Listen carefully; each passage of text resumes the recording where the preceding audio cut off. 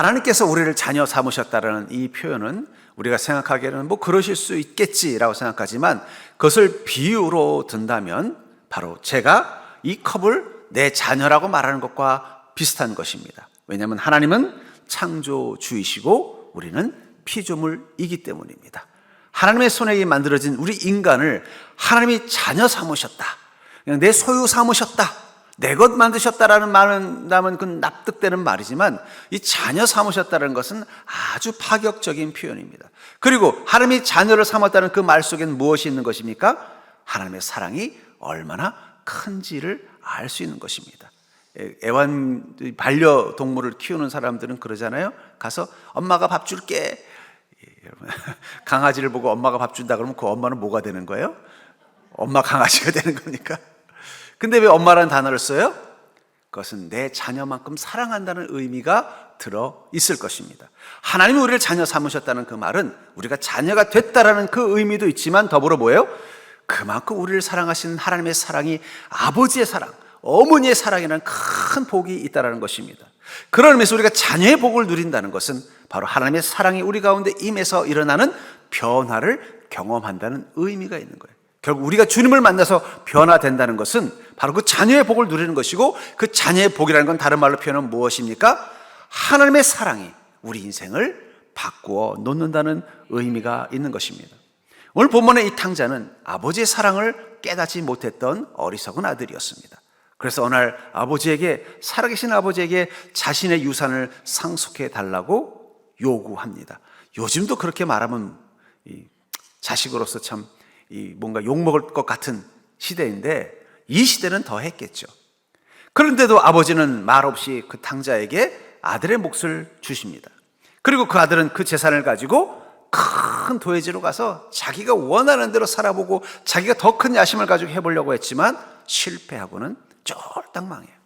그리고는 근근히 생명을 유지하려고 보니까 어디 돼지 농장에 일자리가 있다 해서 가봤더니 그 일자리도 말이 일자리지 잠자리 하나 주고 먹는 것도 제대로 안 주는 그 처참한 삶 가운데서 문득 깨닫습니다. 내가 아버지 집에서 아들로 있을 때는 그 아버지의 사랑이 나를 행복하게 만들었는데, 이곳에서 나는 아버지의 사랑을 만날 수 없고 나는 고통 가운데 있구나. 이 탕자 이야기의 핵심은 물론 우리 죄인인 우리가 회개하고 구원받아서 이제 영생의 삶을 얻는 천국을 경험하게 한다는 스토리일 것입니다. 그러나 이 이야기의 가장 기본 속에는 무엇이 있습니까? 아버지의 사랑과 자녀의 변화라는 거예요. 탕자의 아버지를 통해서 하나님의 사랑이 얼마나 큰지를 말하고 있으며, 또 그 탕자와 같은 우리가 하나님의 사랑, 아버지의 사랑을 깨닫고 나서 어떤 변화를 갖게 되는가. 아버지에게 달려가서 자신이 죄인임을 고백하고 이제는 온전한 아버지의 자녀로서 살게 된 이 탕자의 변화를 통해서 우리는 아버지의 사랑이 얼마나 큰지를 깨닫게 됩니다. 전 그러면서 이 두 아들, 탕자와 그의 큰 아버지 형인 장자에게 그의 아버지가 물려주고자 했던 유산은 그저 양 몇 마리가 아니라 바로 아버지의 사랑이 아닐까. 하나님께서 우리에게 주고자 하는 가장 큰 축복은 바로 하나님의 사랑이라는 것입니다. 전 그러면서 그리스도인은 하나님의 상속자로서 하나님을 통하여 아버지의 사랑을 물려받은 인생이라는 사실을 깨닫는 자가 되기를 주의 이름으로 축복합니다. 그러니까 여러분들은 하나님의 자녀가 됐다는 그 순간 바로 하나님 아버지의 사랑을 여러분의 삶 가운데 물려받은 상속자의 인생이라는 의미가 들어있다면, 이 두 아들을 사랑하는 아버지를 통해서 그리스도인이 하나님의 자녀로서 경험하는 아버지의 사랑, 여기서 아버지의 사랑이라는 것은 부모의 사랑을 의미하는 것입니다. 엄마의 사랑을 뺀다는 뜻이 아니라 엄마와 아빠의 그 사랑의 의미, 그것을 주신다면 그 하나님을 통해서 우리가 경험하게 되는 그 아버지의 사랑은 어떤 것일까요? 저는 그 사랑이 여러분들 가운데 있음을 깨닫고 그 사랑이 여러분들로 하여금 자녀의 복을 누리는 인생으로 변화시켜준다는 사실을 믿으시고 온전히 하나님 아버지 앞에서 자녀의 복을 누리는 인생이 될 수 있기를 주의 이름으로 간절히 축원합니다. 먼저 우리는 하나님에게서 아버지의 사랑을 배워야 된다는 거예요. 뭐라고요? 하나님에게서 아버지의 사랑을 배워야 한다라고 말하고 있습니다. 본문 20절과 22절을 보시면, 이에 일어나서 아버지께로 돌아가니라. 아직도 거리가 먼데 아버지가 그를 보고 측은히 여겨 달려가 목을 안고 입을 맞추니 아들이 이르되 아버지 내가 하늘과 아버지께 죄를 지었사오니 지금부터는 아버지의 아들이라 일컬음을 감당하지 못하겠나이다 하나 아버지는 종들에게 이르되 제일 좋은 옷을 내어다가 입히고 손에 가락지를 끼우고 발에 신을 신기라. 이 당자는 아버지의 제사를 가지고 나가서 도회지에서 활락가에서 마음껏 죄와 또 어리석은 욕망을 따라 살다가 알거지가 되고 무일푼이 됐어요. 그리고 돌이켜보니까 자신이 아버지와 함께 있을 때가 가장 행복했다는 사실을 깨닫고는요, 털레털레 거지의 몸을 가지고서 아버지를 향해 가고 있었습니다.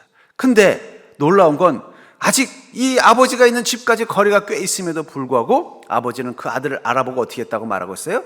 친히 달려가서 그를 끌어안고 목에 입을 맞추며 기뻐했다고 말하고 있습니다. 특별히 여기 보니까 아직도 거리가 먼데 저는 이것을 통해서 어쩌면 우리와 하나님과의 관계, 이 땅과 천국의 거리를 말하고 있다고 생각합니다. 여러분들, 우리가 있는 이곳, 감히 하나님 아버지의 은혜를 경험할 수 있는 그 구원의 자리와 거리가 있습니다. 다시 말해서 우리의 모습, 마치 탕자처럼 여전히 죄 가운데 있고 어리석음 가운데 있는 이 우리의 모습을 보고서는 감히 우리가 구원받을 자격이 되지 않으며 감히 천국을 누릴 자격이 되지 않음에도 불구하고 하나님의 사랑이 어떻게 하신 거예요? 이 죄의 자리까지 친히 달려와서 우리를 안아주시고 환영해 주셨다는 것이 이 이야기입니다.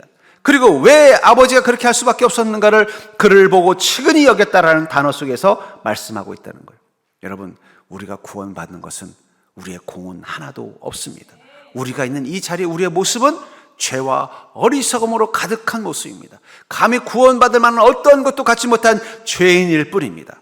근데 중요한 건 우리를 사랑하시는 그 아버지의 사랑으로까지 살아가시는 하나님이 우리를 어떻게 여기신다는 거예요? 측은히 여기시더라. 이 말을 마태복음 9장 36절에서는 예수님께서 무리를 보고 가셨던 이 마음을 이렇게 말합니다. 무리를 보시고 불쌍히 여기시니 이는 그들이 목자 없는 양과 같이 고생하며 기진함이라 하면서 여기서도 불쌍히 여긴다는 말을 쓰는데 이 말이 헬라어로 아플랑크 니조마이라는 단어를 씁니다. 같은 단어라는 거예요.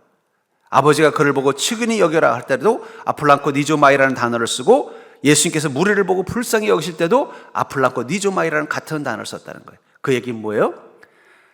아버지가 이 아들에게 달려온 것, 그리고 하나님이 이 땅 가운데 한 인간으로 오신 것은 같은 동기라는 거예요. 어떤 것입니까? 우리를 측은히 여기는 거예요. 우리 힘으로는 감히 아버지 집에 갈 수 없는, 우리의 자격으로는 감히 구원받을 수 없는 우리를 불쌍히 여기셔서 주님께서 이 땅 가운데 오신 것입니다. 왜 예수님께서는 친히 이 땅 가운데 오실 수밖에 없었을까요? 바로 구원의 자리와 먼 곳이 이 땅이기 때문에 우리의 죄와 우리의 어리석음을 보면은 감히 구원받을 만한 어떠한 자격도 없지만 그런 우리를 사랑하시는 주님의 사랑이 직접 이 땅 가운데 오실 수밖에 없었다는 거예요. 만약에 이 아버지가 저 멀리서 아들이 누가 오는데 보니까 아들인 거예요. 아무리 행색은 초라해도 단번에 아버지니까 알아보고는 기쁜 마음은 있지만 머리 척하고 만약에 그 자기 방에 들어가서 안 나온다고 한번 가정해 볼게요. 그럼 이 탕자는 어떻게 했을까요? 처음엔 앞에 가다가 멈칫멈칫했을 거예요. 내가 무슨 나도 이 염치가 있지. 내가 무슨 이 염치로 아버지를 만나? 난 못 가. 내가 아버지한테 어떤 짓을 했는데? 아버지에게 살아계신 아버지한테 재산 물려달라고 고소고발해가지고 그거 받아가지고는 가서 엉망진창으로 살고는 이 모습을 내가 어떻게 아버지한테 보여줘? 그런 마음이었으면 어떻게 됐을까요? 어쩌면 그 탕자는 결국은 아버지 집에 못 가고 먼 발치에서 보다가 다시 돌아갔을지도 몰라요. 우리도 마찬가지입니다. 우리가 죄인이라는 이 사실을 깨닫고 주님 앞에 서면요, 내가 어떻게 감히 주님께 구원을 말하고 은혜를 말할 수 있어? 난 못해. 그런 우리를 하시고 주님은 어떻게 하신 거예요? 이곳까지 달려오신 게 바로 예수 그리스도예요. 결국은 이 예수 그리스도가 이 땅 가운데 오셨다는 것은 바로 그 아버지의 사랑을 보여주는 거예요. 그러니까 여러분, 하나님 우리를 정말 사랑한다는 걸 보여주십시오라고 말한다면 주님은 뭐라고 말씀하실까요? 내가 너에게 친히 달려오지 않았냐는 거예요. 이 아들이 망설이고 있을 때, 저 먼 발치에서 망설이고 있을 때 아마 아버지는 깜짝 놀랐을 거예요. 나 지근데 저 나그네? 자세히 보니까 우리 아들인 거예요. 근데 이 아들이 오지는 못하고 어떻게 하는 거예요? 멈칫멈칫하고 있는 거예요. 내가 감히 어떻게 아버지한테 갈 수 있어? 내가 이런 죄를 짓고 어떻게 갈 수 있어? 머뭇거리고 있는 순간 아버지는 어떻게 하는 것입니까? 신발도 신지 않고 달려와서 아들아! 그리고는 그 탕자를 끌어안으면서 잘 왔어. 고생했지? 잘 왔다. 빨리 집에 가자. 엄마도 널 보고 싶어 할 거야. 그 순간 그 아들은 깨달아요. 하나님 아버지는 나를 정말 사랑하시는구나. 예수님께서 이 땅 가운데 오셨다는 그것이 바로 하나님이 나를 얼마나 사랑하시는지를 보여주는 증거라는 거예요. 근데 우리 자꾸 다른 증거를 원해요. 나 사랑한다면 좀 보여주세요. 여러분, 십자가, 예수께서 이 땅 가운데 오시고 우리를 위하여 십자가에 달리신 이 사건이야말로 하나님이 우리를 얼마나 사랑하시는지를, 마치 이 탕자에게 직접 달려가서 그를 끌어안고 집으로 안내하는 이 아버지처럼 하나님이 우리를 얼마나 사랑하시는지를 보여준 증거라는 사실을 믿으시기 바랍니다. 그렇기 때문에 예수님과 그 십자가는 단순히 구원과 부활과 능력을 뛰어넘어서 하나님의 사랑, 그 아버지의 사랑을 보여주는 것입니다. 그렇기 때문에 우리가 주님의 사랑을 깨달은 자는 십자가를 통해서 무엇을 봐요? 사랑을 보는 것입니다. 그리고 찬양 중에도 그런 찬양이 있잖아요. 십자가 그 사랑, 멀리 떠나서 무너진 나의 삶 속에 잊혀진 주은혜, 돌같은 내 마음 어루만지사 다시 일으켜 세우신 주를 사랑합니다. 탕자가 부르기 딱 좋은 노래예요. 그 십자가 그 사랑을 보니까 어떻게 돼요? 주님을 멀리 떠나서 죄로 무너진 나의 삶 속에 주님의 사랑이 나를 위하여 친히 달려오신 그 십자가를 통해 보았다는 거예요. 그리고 이 죄와 어리석음에 완고해진 이 마음을 하나님께서 어루만져 주시면서 다시 주의 전으로 나를 불러주신 주님을 사랑합니다. 그러니까 여러분들, 아버지의 사랑을, 하나님에게 예수 그리스도를 통해서 또 그 십자가를 통해서 아버지의 사랑을 깨달은 자는 그 십자가가 무엇으로 보일까요? 사랑으로 보이는 것입니다. 여러분들에게 십자가는 뭘로 보입니까? 감당해야 될 인생의 짐, 피해, 고통, 절망. 그러나 하나님께서 아버지의 사랑을 배운 사람은 그 십자가가 무엇으로 보인다고요? 사랑으로 보인다는 거예요. 자기를 향하여 맨발로 뛰어온 그 아버지, 자기를 꽉 껴안아주는 그 아버지를 보면서 이 탕자는 아버지의 사랑을 깨닫게 된 것처럼 저 십자가의 그 좌우로 펼쳐지는 이 나른팔은 나를 향하여 친히 달려오는 아버지의 사랑, 그 하나님의 사랑이 담겨져 있는 것입니다. 그렇기 때문에 그 십자가에서 흐르는 사랑을 깨닫는 순간 이 탕자의 마음은 치유된 것입니다. 한번 생각해 봅시다. 왜 이 탕자는 아버지에게 유산을 상속해달라고 해서 그 상속받은 유산을 가지고 아버지와 먼 곳으로 떠났을까요? 그는 아버지와 함께 있었지만 아버지의 사랑을 알지 못했을 것입니다. 오히려 아버지에 대해서 불만과 원망과 불편한 마음만 있었을 거예요. 아버지가 관심을 가지고 말하면 또 잔소리. 아버지가 자신의 가업을 잊기를 원하면 근데 내가 왜 이런 걸 하고 살아? 아버지에 대해서 늘 불평과 불만이 가득했던 거예요. 그런 그가 그 먼 곳에서 모든 걸 다 잃어버리고 세상의 쓴맛을 보고 주님 앞에 서는 그 순간 아버지의 그 사랑이 얼마나 큰지를 깨닫는 그 순간 그 돌 같은 마음이 하나님의 은혜로 어루만지는 것처럼 그 십자가를 통해 흐르는 하나님의 그 큰 사랑이 그 죄와 욕망과 어리석음으로 굳어져 있던 그 마음을 깨끗이 녹이는 거예요. 그러자 이 아들은 아버지에게 19절에서 이렇게 말합니다. 지금부터는 아버지의 아들이라 일컬음을 감당하지 못하겠나이다. 나를 품꾼의 하나로 보소서. 이 말을 19절과 21절 두 번 반복합니다. 그건 무엇입니까? 아버지의 사랑을 깨닫고 나니까 자신이 감히 그 사랑 앞에서 아들이란 말할 자격이 없는 존재라는 걸 깨달은 것입니다. 왜냐하면 그 사랑이 얼마나 큰지를 깨닫게 됐기 때문이에요.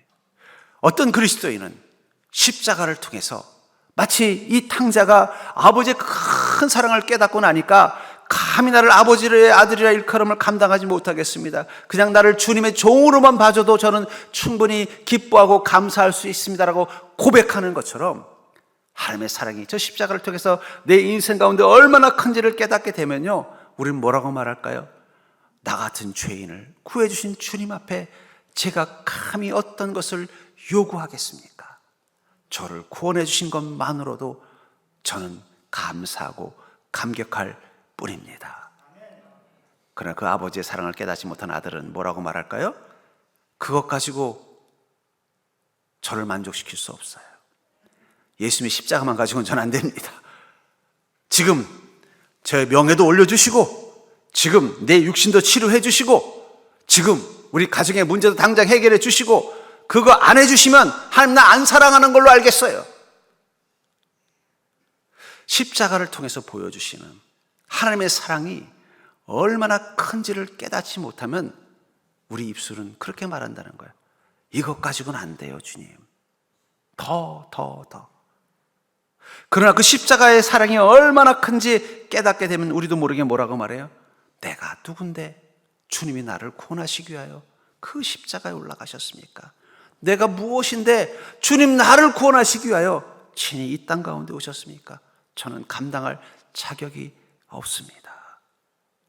그 순간 주님의 사랑은 우리의 삶을 덮을 만큼 크게 임합니다. 주님의 사랑의 크기는 주님이 정하지 않으십니다. 우리의 믿음이 정합니다. 그 십자가를 보면서 감당할 수 없다고 고백하는 사람에게는요, 저 해일같이 밀려오는 주님의 사랑을 경험하게 될 것입니다. 그 사랑은 우리의 마음을 치유하고 우리의 몸을 치유하고 우리의 인생을 치유할 것입니다. 마치 이 탕자의 인생을 깨끗하게 치유한 것처럼 말입니다. 그러나 그 십자가를 통해서 그 풍성하신 주님의 사랑을 깨닫지 못하면은요, 주님의 사랑은 조금 가뭄에, 요즘은 안 그럽니다만 가뭄에 수돗물 떨어지듯이 조금씩 경험하니까 어떻게 돼요? 주님의 사랑은 겨우 이거예요. 깨닫지 못한다는 거예요. 주님의 사랑의 크기, 내가 주님 앞에 감히 나를 구원하신 주님, 그 십자가를 통해 보신 그 사랑의 크기가 너무 크게 느껴져서 나는 감당할 수 없습니다, 내가 감히 하나님의 사랑을 받을 자격이 없습니다라고 고백하는 믿음이 되는 그 순간 주님의 사랑은 나의 삶 모든 것을 덮을 만큼 엄청난 능력이 되어 우리 삶 가운데 임하는 것입니다. 그래서 제가 보면요, 하나님의 은혜의 풍성함을 누리는 사람들의 공통점이 뭐냐? 그 십자가의 사랑이 엄청나게 크게 느껴지는 사람들은 그 은혜를 크게 느껴요. 근데 그 십자가의 사랑이 별로 크게 느껴지지 않는 믿음은요, 구원의 은혜도 별로 크게 느끼지 못합니다. 전 그러면서 여러분 십자가를 통해서 그 탕자를 사랑했던 아버지의 그 사랑, 그 하나님의 사랑을 충만히 경험하는 자가 되기를 주의 이름으로 축복합니다. 여러분들은 십자가를 보면서 십자가 그 사랑, 그 아버지의 사랑을 보고 계십니까? 아니면 여전히 그 십자가는 나를 힘들고 불편하고 고통스럽게 하고 있습니까? 저는 예수 그리스도와 그분의 십자가를 통해서 아버지의 사랑을 발견하고 그 사랑의 크기를 배우는 자가 되기를 주의 이름으로 축복합니다. 두 번째로 두 아들을 사랑하는 그 아버지를 통해서 우리 그리스도인이 하나님의 자녀로서 경험할 수 있는 아버지의 사랑은 바로 하나님을 통해서 아버지 안에 있는 기쁨을 누리게 된다는 것입니다. 우리는 하나님을 통해서 아버지 안에 있는 기쁨을 누리게 된다고 말하고 있습니다. 15절부터 17절에 보면은 가서 그 나라 백성 중 한 사람에게 붙여 사니 그가 그를 들로 보내어 돼지를 치게 하였는데 그가 돼지 먹는 주염 열매로 배를 채우고자 하되 주는 자가 없는지라. 이에 스스로 돌이켜 이르되 내 아버지에게는 양식이 풍족한 품꾼이 얼마나 많은가. 나는 여기서 줄여 죽는구나. 이 아들은 돼지 농장에서 돼지를 키우면서 그 농장에 붙어있는 그 지저분하고 냄새나는 골방에서 그저 한대 몸으로 잠을 자면서 근근히 돼지 먹는 먹을기를 좀 얻어먹어서 생계를 유지하다가 문득 깨달은 게 있어요. 그건 아버지 집의 상황입니다. 가만히 생각해보니 아버지 집에는 많은 일꾼들이 있었는데 그들은 표정이 하나같이 밝고 그들의 삶은 행복하고 그들의 삶에는 여유가 있었어요. 근데 그 중에 유일하게 표정이 밝지 않고 행복하지 않은 두 사람이 떠올랐어요. 그것은 자신과 자신의 형이었습니다. 그 아버지 밑에 있었던 일꾼들은 다 행복하고 다 평안하고 다 기뻤는데 왜 우리 형은 하나도 행복하지 않고 하나도 기쁘지 않았을까? 그 사실을 깨달은 것입니다. 그때나 지금이나 행복하지 않은 자신, 아버지 집에 있을 때도 행복하지 않았고, 그래서 어떻게 해요? 행복을 찾아, 자유를 찾아 아버지의 유산을 상속받아서 이 먼 곳까지 왔지만 여기서도 어떻게 해요? 행복하지 않고 초라하고 비참한 자기. 근데 중요한 건 그때 아버지 집에 있던 그 일꾼들, 그 함께 했던 사람들은 다 행복하고 다 기뻐했던 것입니다. 왜 그랬을까? 죄의 속성은 만족감을 모른다는 것입니다. 우리 안에 있는 죄가 우리에게 주는 가장 큰 속성이 뭔지 아세요? 만족감을 갖지 못한다는 거예요. 만족감을 갖지 못하니까 어떻게 해요? 더를 요구하는 거예요. 요즘 현대인들은 이 도파민 중독이라고 그러잖아요. 저는 도파민 중독이라고 말하고 싶지 않고 죄의 속성이라고 생각해요.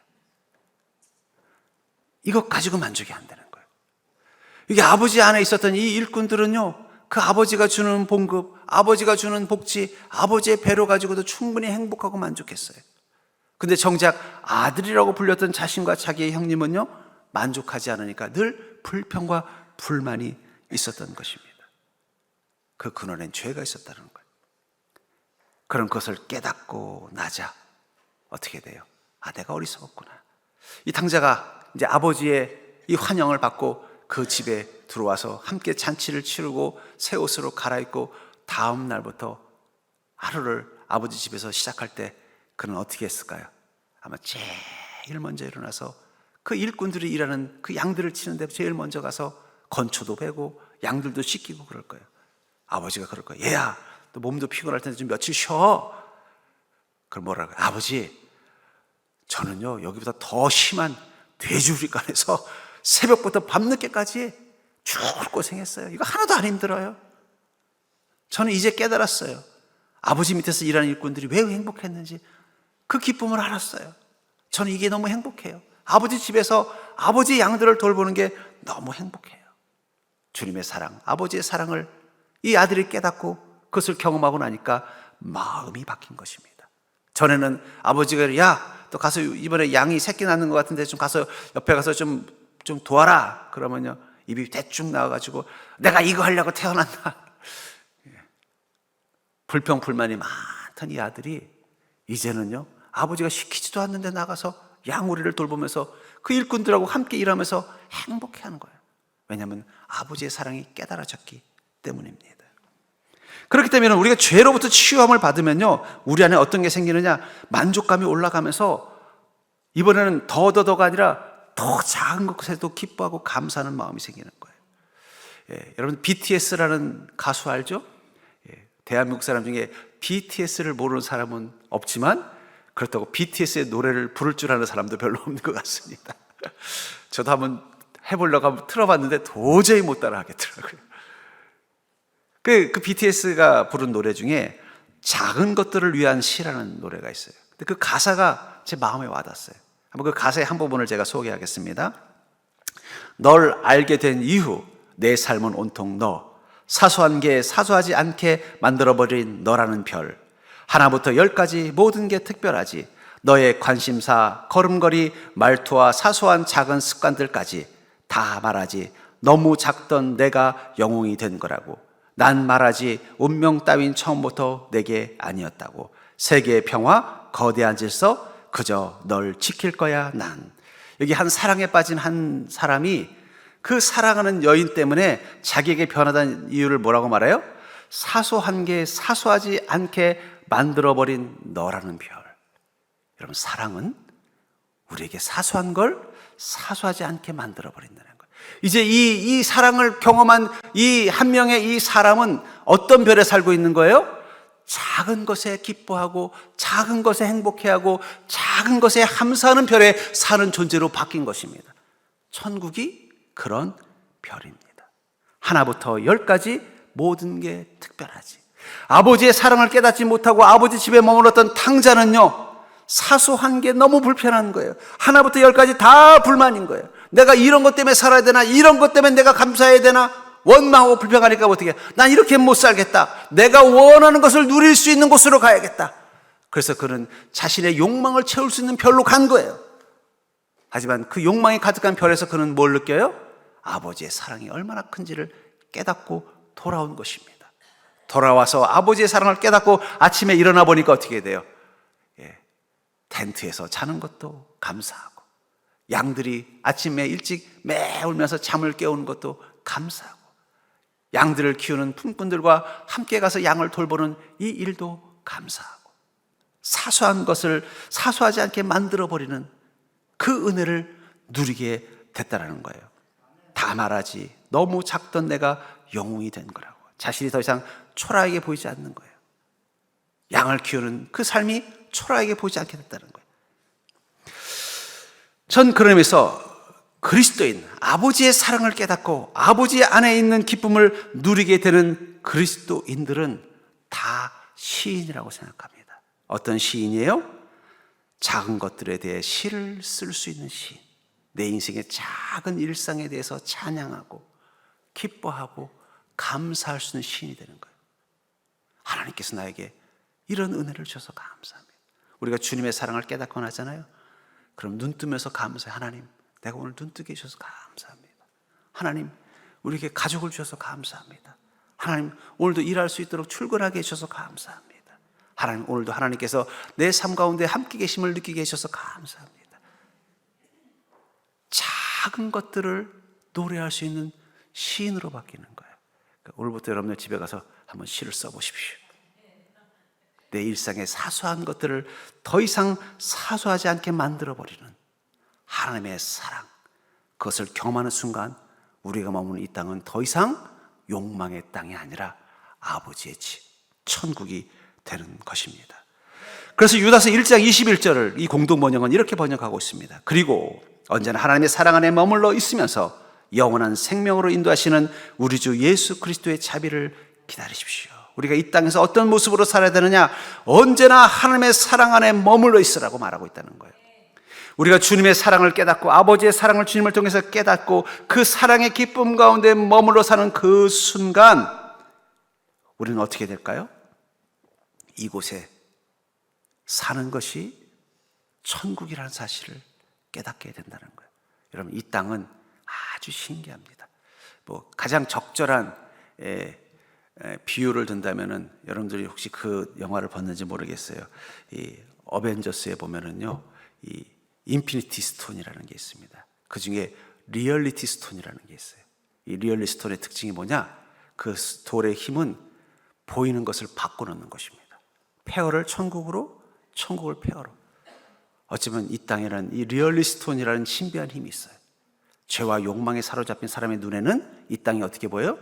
전쟁터, 아비규환, 지옥처럼 보이고, 주님의 사랑이 그 10년 가운데 임한 구원받은 자의 눈에는요, 이 땅이 하나님이 은혜와 사랑이 임하는 아름다운 별로 보이게 되는 거예요. 그래서 주님 뭐라고 말씀하셨어요? 천국은 이미 너희 안에 임하였다. 그 출발점은 어디서부터 시작이 된다고요? 아버지의 사랑 안에 있는, 아버지 안에 있는 기쁨을 누리게 된 이 탕자, 이전에 아버지 밑에서 있었을 때는 결코 경험할 수 없었던 그 아름다운 세상.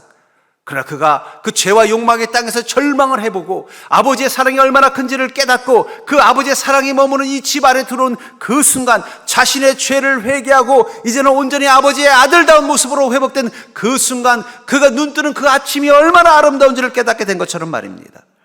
세상에 지금 사랑이 결핍되어져 있어요. 사랑에 결핍되면 기쁨도 잃어버리는 거예요. 아까 읽은 그 작은 것들을 위한 시, 이 사소한 것이 아름답게 느껴졌던 이유는 그의 안에 무엇이 임했기 때문이에요? 사랑이 임했기 때문이라는 거예요. 어쩌면 세상 사람들이 쾌락과 욕망을 탐닉하는 이유는 사랑해 주는 그 기쁨을 잃어버리니까 그 대체제로 어떻게 돼요? 쾌락과 욕망에 사로잡힌 것입니다. 진정한 기쁨, 그것을 얻으려면 우리 안에 사랑이 채워져야 돼요. 근데 인간의 사랑은 한계가 있습니다. 왜냐하면 인간은 죄인이기 때문이에요. 연약하기 때문이에요.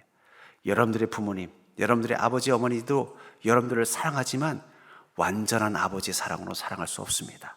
연약하기 때문이에요. 오직 완전하신 하나님을 통해서만 우리는 완전한 아버지의 사랑을 경험할 수 있는 거예요. 그러다 보니까 육의 아버지를 통해서 경험한 아버지의 사랑이 사랑이라고 생각하니까 어떻게 돼요? 사랑에 대한 신뢰를 잃어버리고 사랑에 대한 기대를 잃어버리니까 우리도 그 사랑 없이 살려고 하다 보니 점점 더 쾌락과 욕망에 탐닉하는 것입니다. 그러나 하나님을 통해서 진짜 완전한 아버지의 사랑을 깨달은 인생은 어떻게 될까요? 이곳에서 다시 한번 기쁨을 회복하게 되니까 쾌락과 욕망에 관심이 없는 거예요. 작은 것에 기뻐하고 감사하는 것. 그 기쁨과 그 만족으로 사는 축복을 이 땅 가운데 누리는 인생으로 변화되는 것입니다. 전 여러분들이 그 아버지 안에 있는 기쁨을 누리는 복된 인생이 될 수 있기를 주의 이름으로 간절히 축원합니다. 그러려면 여러분들이 하나님을 통해서 아버지의 사랑을 배우시고 회복하셔야 되는 것입니다. 세 번째로, 두 아들을 사랑하는 아버지를 통해서 그리스도인이 하나님의 자녀로서 경험해야 될 아버지의 사랑은 바로 하나님께서 아버지가 되는 법을, 하나님에게서 아버지가 되는 법을 배워야 된다는 거예요. 절대 안 해볼까요? 하나님에게서 아버지가 되는 법을 배우자. 본문의 31절과 32절을 보시면 아버지가 이르되 예 너는 항상 나와 함께 있으니 내 것이 다 내 것이로되 이 내 동생은 죽었다가 살아났으며 내가 잃었다가 얻었기로 우리가 즐거워하고 기뻐하는 것이 마땅하다 하니라. 이 이야기의 이 예는 큰아들입니다. 어느 날 큰아들이 밖에서 품꾼들과 함께 하루 종일 그 탕자가 그렇게 하기 싫었던 일, 양들을 돌보고 밤새서 양을 지키고 그 고단하고 힘든 일을 하고 딱 돌아왔더니 집에서 난리가 난 거예요. 무슨 일이야? 하고 일꾼한테 물어봤더니 아이고 동생분이 오셨어요. 그랬더니 이 주인님이 너무 기뻐가지고 그냥 동생에다 좋은 옷을 입히고 지금 송아지 한 마리 잡아서 지금 잔치를 벌이고 있습니다. 빨리 가보시죠, 도련님. 근데 그 순간 이 큰아들 화가 난 거예요. 자기 방에 문 꽝 닫고 들어가가지고 나오질 않는 거예요. 아버지가 아들이 왔다는 얘기를 듣고 가서 문을 두드렸더니 문도 안 열어주는 거예요. 그래서 야, 너 왜 안 나오냐? 너 동생이 왔는데. 그랬더니 이 아들이 그냥 입이 뾰루퉁해가지고 아니 아버지는 내가 친구들 데려와서 잔치할 때 양 한 마리 안 잡아주시더니 저 아버지 재산 다 낭비하고 저 못된 놈 저놈 들어왔다고 송아지를 잡아주세요? 아버지 너무 섭섭해요 라고 원망을 합니다. 전 이것을 통해서 이 두 아들은 아버지에게 상속받는다는 게 뭐를 의미한 것이었을까? 이 두 아들은 아버지에게서 상속받는다는 것은 아버지가 가지고 있는 양이라는 재산이었습니다. 그 재산을 상속받는 게 상속이라고 생각한 거예요. 그래서 둘째는요, 그 상속받아서 먼 곳에 갔고, 큰아들은요, 때가 되면 언젠가 이건 내 것이 되겠지라는 마음 가지고 있었는데, 자기를 위해서는 양 한 마리 안 잡아주시고, 그 자기 몫을 다 가져가서 허랑방탕 둘째에게는 송아지를 잡아주시는 그 순간, 아버지가 자기를 차별한다는 원망의 마음이 생긴 것입니다. 근데 정말 아버지는 이 두 아들에게 무엇을 상속하고 싶어 했을까요? 저는 그 답을 최근에 한 사건에서 겪었어요. 저는 냉면을 좋아합니다. 근데 이 오장동 함흥냉면이 서울에서는 아주 유명해요. 오장동이라고 을지로 쪽에 있는 거리인데 거기는 이 유명한 함흥냉면집이 4개가 있습니다. 그래서 4개가 다 맛이 달라요.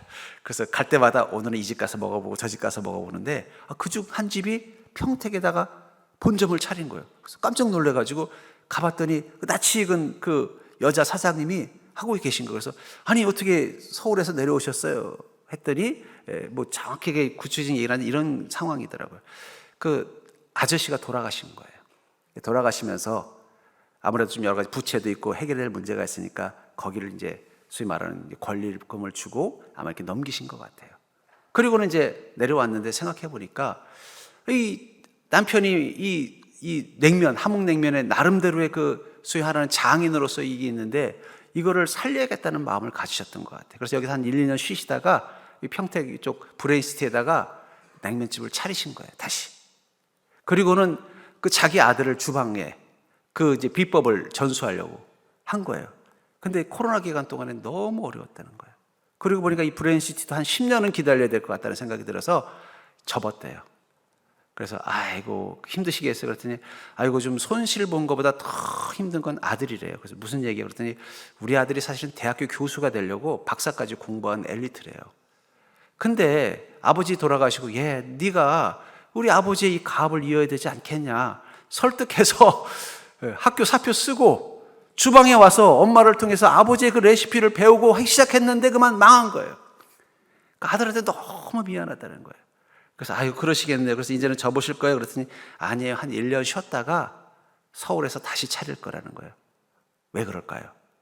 몇 번 실패 경험했으면 저 같으면 어떻게 했을까요? 만약에 재산이 상속이라고 생각했으면 그래도 서울에서 나름대로 오랫동안 이 유명한 냉면집에서 얻은 그걸 가지고 뭐 아들한테 야, 너 교수하면서 이거 가지고 뭐 집을 좀 넓히든지 아니면 이거 가지고 주식을 받든지 해서 풍요롭게 살아라. 이렇게 해도 됐는데 왜 무리해서 여기다가 또 차렸다가 실패했으면 이제 그만하셔도 되는데 또 서울에 다시 차릴 계획을 한 이유가 뭐예요? 아버지로부터 물려받고자 하는 상속은 상속자가 된다는 건 재산이 아니라 그 아버지가 가지고 있는 그 가치라는 거예요. 실제로 제가 서울에서 이 큰 교회, 좀 부유한 교회에 이 사업을 하시는 분들하고 얘기를 하면 가장 그분들의 고민이 뭐냐면 이 기업을 물려는 줘야 되겠는데 누굴 물려주나 고민을 한다는 거예요. 근데 누굴 물려준다는 말은 뭐냐면 자신이 평생 일궈온 이 기업을 그래도 잘 살려서 계속 발전될 수 있도록 능력을 가진 그냥 소위 말하는 재산을 물려주고자 하면 어떻게 돼요? 본인이 살아있을 때 이걸 장을 정리해서 현금화해서 자녀들이 뭐 각자 자기 인생에 필요한 대로 쓸 수 있도록 해주는 게 목적이지만 그 상속자는 그게 아니라 뭐예요? 자신이 평생 이 일을 해온 이 일을 물려받을 수 있는 후계자를 찾는 거예요. 그걸 고민하고 계시더라고요. 재산의 문제가 아니라는 걸 깨달았습니다. 하나님의 상속자가 된다는 것. 그것은 이 두 아들에게는 그저 그 양을 갖는 거예요. 아버지 양이 한 1000마리 된다는데 그래? 그럼 형은 한 600마리, 나는 500마리? 무슨 소리야? 공평해야지. 오직 양이라는 재산 가치에만 관심이 있었지 아버지에게 무엇이 관심 있는 거예요? 그 양은 재산이 아니라 자기의 삶이고 사랑입니다. 옛날에 원앙소리 여러분들 보신 분 알잖아요. 저도 다 보지 못하고 중간중간 봤는데 이 할아버지가 이제는 그 소를 키우다가 이제 몸도 아프고 하니까 그 소를 팔려고 우시장에 끌고 가요. 근데 이 소가 안 가려고 우는 거예요. 그 순간 그 할아버지는 어떻게 해야 돼요? 마음이 아파서 그 소를 다시 끌고 와요. 이 소를 돌볼 수 있는 몸도 아니고 지금 팔아야 제값 받아요. 이 소가 더 늙으면 제값도 못 받아요. 왜 그렇습니까? 그건 재산이 아니라 사랑이고 인생이기 때문이라는 거예요. 어쩌면 이 아버지가 원했던 이 두 상속자는 어떤 상속자예요? 아버지가 그 양을 사랑하는 그 마음을 받아서 그 양을 잘 돌보고 그 직원들을 행복하게 만들었던 그 아버지의 마음을 받아서 그 직원들을 또 잘 행복하게 만들 수 있는 진정한 가업을 잇는 상속자를 원했던 것이지 그 재산만 딱 분할받아 가지고 가서 자기 마음대로 쓰는 그런 상속자를 원했던 것이 아닐 것입니다. 결국은 큰아들이나 둘째 아들이나 다 똑같았다는 거예요. 하나님 아버지의 상속자가 될 준비가 되지 않은 것입니다. 우리는 하나님의 상속자라는 이 단어를 어떻게 생각하세요? 하나님의 상속자니까 하나님이 가지고 계신 보화, 권능과 능력과 은혜를 우리가 누리는 것만 생각하지 사실은 그 하나님의 상속자라는 그 단어 속에는요 하나님이 원하시는 것, 하나님의 마음을 두신 것 그것을 우리가 승계받아서 해야 된다는 의미가 들어있다는 거예요. 그래서 로마서 8장 17절에 보면은 자녀이면 또한 상속자 곧 하나님의 상속자요 그리스도와 함께한 상속자니 우리가 그와 함께 영광을 받기 위하여 고난도 함께 받아야 할 것이니라. 우리가 하나님의 상속자가 되는 그 순간 예수 그리스도와 함께 하나님의 상속자가 되는 그 순간 우리는 어떤 마음이 되는 거예요? 아버지 하나님의 마음이 되어서 하나님의 나라를 위해서 때로는 고난도 함께 받을 수 있는 그것을 기뻐하는 것. 저는 이 생각이 듭니다. 이 큰아들은 아버지의 사랑을 끝까지 배우지 못했어요. 그럼 마지못해 아버지 설득을 받고 동생 축하하는 데 갔지만 대충 끝나고 집에 가서는 평소에 동생을 봐도 아는 척도 안 하고 그냥 입이 뿌르퉁해서 가는 거예요. 근데 동생은 돌아와서 보니까 아버지의 마음과 뜻을 깨닫게 된 거예요. 그때부터는 어떻게 돼요?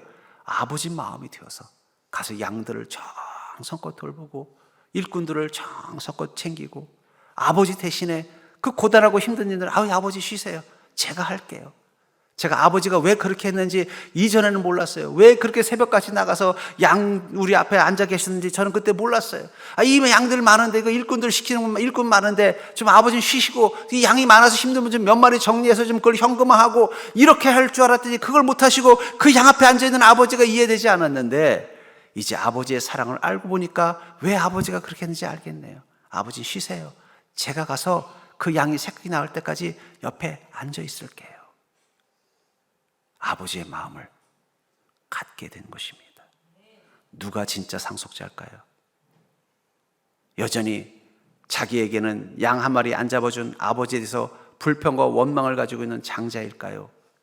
아니면 자신의 죄와 어리석음을 통해서 아버지의 사랑을 깨닫고 이제는 아버지를 대신해서 그 양들과 일꾼들을 돕는 이 둘째가 될까요? 주님은 우리가 그 둘째의 마음으로 살기를 원한다는 것입니다. 전 그러면서 아버지라는 자리는 책임지는 자, 우리 가장의 무게라고 하죠. 그 가장의 무게는 뭘 말하는 거예요? 사랑의 무게입니다. 성경에 나오는 위인들은 다 노아와 같은 사람들입니다. 그런데 노아는 방주를 가지고 있었어요. 성경에 나오는 위인들, 하나님 아버지로 한 자녀가 되고 아버지의 사랑을 깨달은 성경의 의인들은 다 자기만의 방주를 가지고 있습니다. 방주에는 내 방만 있는 게 아니에요. 방주에는 내 방보다 내 가족 방, 심지어는 하나님이 사랑하는 짐승들의 방, 심지어는 부정하다고 불리는 짐승들의 방까지도 준비되어져 있다는 거예요. 노아는 하나님 아버지의 마음을 가진 자였기에 나 하나 살릴 수 있는 방주를 만든 게 아니라, 내 가족을 살릴 수 있는 방주를 만든 게 아니라 아버지가 원하는 생명들을 채울 수 있는 방주. 그래서 그의 방주에는 방이 많을 수밖에 없어요. 내 방도 있어야 되고 자녀들의 방도 있어야 되고 또 세상의 짐승들의 방도 있어야 되고 심지어는 부정한 것들의 방도 만드는 그 이유는 무엇 때문입니까? 바로 아버지의 마음을 갖게 되었기 때문이라는 거예요. 당자는 그 아버지의 사랑을 통해서 아버지의 마음을 갖게 되었을 것입니다. 이전에는 아버지의 아들로서 누리는 권리에 대한 기쁨에 취해 살았다면 이제는 아버지의 책임을 감당할 수 있게 된 것에 대해서 기뻐하는 마음, 그 마음을 가지고 사는 그 순간 그는 상속자의 모습이 된 것입니다. 우리 현대는 자기 사랑에 취해 있는 시대에 이 당자처럼 자기를 사랑하고 자기를 위해서 사는 것에만 관심을 갖는 자기애의 시대입니다. 그러다 보니까 여러 가지 부작용들이 많은 것 같아요. 어쩌면 그 부작용을 치료할 수 있는 치유제는 바로 아버지의 사랑을 깨닫는 것입니다. 우리가 아버지의 사랑을 가진 자가 되는 그 순간 어쩌면 우리 안에 왜곡되고 병든 사랑이 만든 이 부작용들, 자기 애에 사로잡혀 있는 이 부작용들을 치료할 수 있는 힘이 그 아버지의 사랑 가운데 있다는 것입니다. 그러므로 사랑하는 성도님들, 내가 아니라 하나님의 상속자의 정체성을 가지고 아버지 사랑 안에 거하는 인생이 되시기를 주의 이름으로 축원합니다.